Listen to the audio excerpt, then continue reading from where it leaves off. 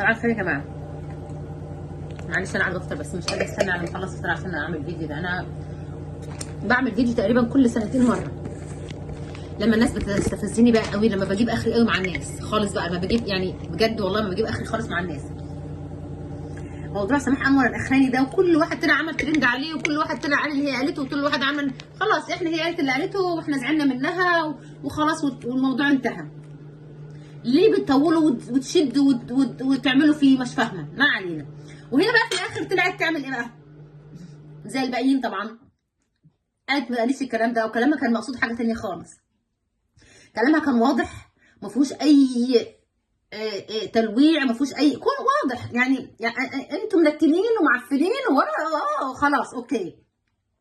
ما اسمعيش غير او قالك بقى واشرف زكي يطلع يغطيلك زي ما بيعمل مع الممثلين كلهم. منى شلبي مثلا مخدرات يقول مظلومه ويقف جنبها ويغطي لها الموضوع ويحله لها، وانت مش عارفه تعملي ايه يغطيهولك ومش عارفه يعني عارفين اشرف زكي حافظينه، ما تقلقوش انتوا كمان يعني. ما هو كمان من المعرضين الكبار يعني. فجابك بقى طبعا عشان تقولي الكلمتين دول عشان الشعب المصري هي قايمه عليكي امه.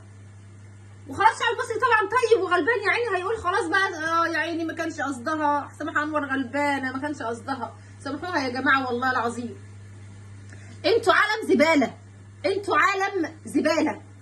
يا ريت تسيبونا في حل. اللي عايزينكم تطلعوا تقولوا احنا اسفين، انتوا خلاص قلتي وخلاص الموضوع انتهى. والمصريين هينسوا اني واي يعني، حتى اذا اعتذرت وما اعتذرتش هما بينسوا. والموضوع خلص. لا توجعوا دماغ ابونا وتعملوا ترند على حسابنا. يا عالم يا زباله يا جرابيع. كل الممثلين دول اصلا جرابيع، انتوا كلكم جرابيع. انتوا لو واحده فيكم فيها بنت ناس ما تطلعش ممثله. لو واحده بنت ناس مش هتطلع تبقى ممثله عمرها. لكن انتوا ولاد جرابيع كلكم. فما ده مستنظر منكم يعني، مش حاجه يعني. انا ما تفاجئتش واسماء انور بتقول كده لان ده المتوقع منكم. فيا ريت يا ريت تسيبونا في حالنا بقى وتخلوا مشاكلكم لنفسكم وتقفلوا على نفسكم بابكم ومالكوش دعوه بحد. شكرا.